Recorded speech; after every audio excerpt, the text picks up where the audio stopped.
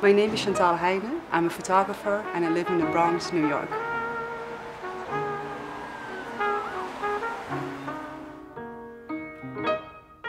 I'm a photographer that is, I think, known for the portraits that I take.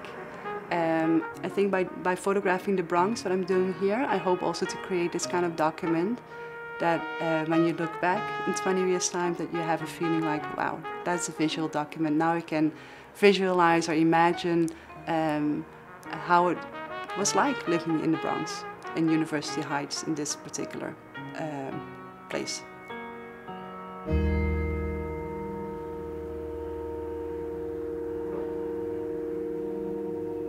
Ever since a child, I've been interested in images.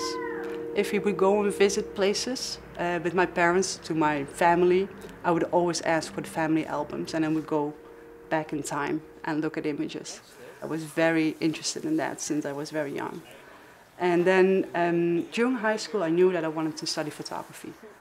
But then I got this really wonderful opportunity to go to Kenya with this exchange program. And that changed my life, actually. Not only did I meet my husband there, he was also part of the exchange program. So that's been, and I think it's now 18 years ago since we've met. And when I was in Kenya, I had to do some voluntary work to get to know the culture. And somebody took me to a refugee camp. And then I knew right away that I wanted to do something with refugees in my life. So the idea that I had since I was 15 years old that I wanted to be a photographer changed. And I thought I want to do social work instead. At a certain time, I think around 2007, the situation in Holland changed. Less refugees were allowed to come to Holland. And I lost my job. And my former boss, she asked me, Chantal, what do you want to do if we become a voluntary organization again? And she said, you know, you really got to think of what you want to do. And then I knew that it was time to pick up my photography again.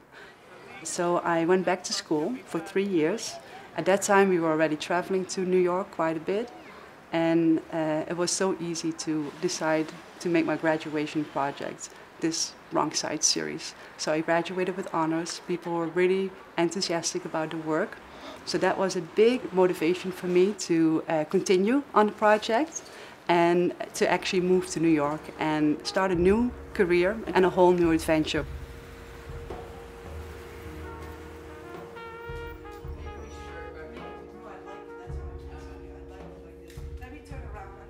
The thing that was most difficult for me is finding my new identity as a photographer. Because I had this different career as a social worker for such a long time, I worked for 12 years. In the beginning, when I would introduce myself to somebody, I would say, I'm a photographer, but I'm also a social worker. And it was very difficult for me to accept that I was a photographer. After 5 years, you know, and after creating a lot of new work, you grow into that new identity.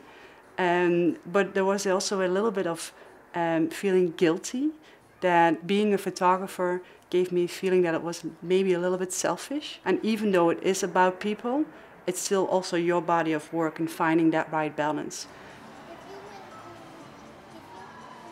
I shoot a lot during nighttime.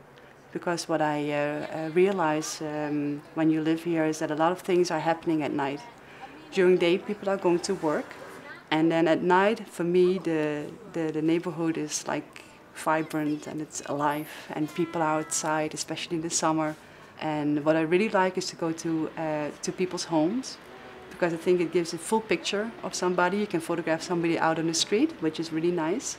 But if you go into somebody's home, you get like all this extra information that you wouldn't get if you just photographed the person outside or a straight portrait. Sometimes it was a struggle to make ends meet and to be able to pay the bills. And having the green card right now opens hopefully a lot of new doors. And so I think I'm very satisfied with everything so far in my life, and I feel very blessed to be here, and I can only hope that things will continue like this.